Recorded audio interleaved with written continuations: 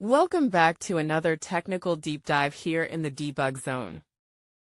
Today, we're tackling a big question and breaking it down with insights from other users. Hopefully this clears up some misconceptions and helps you get the answer you need. So buckle up, stay a little curious, and let's jump right in.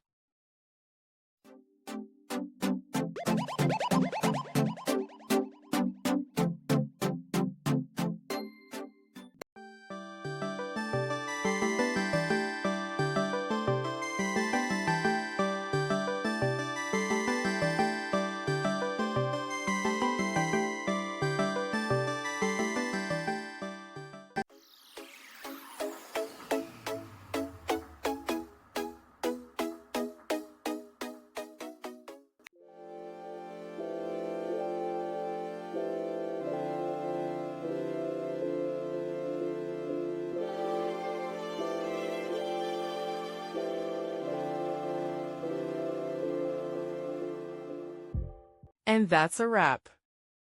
I hope you found the answer you were looking for. If you did, take a second to hit that subscribe button. It really helps out. And let me know in the comments which solution worked best for you. See you next time in the debug zone.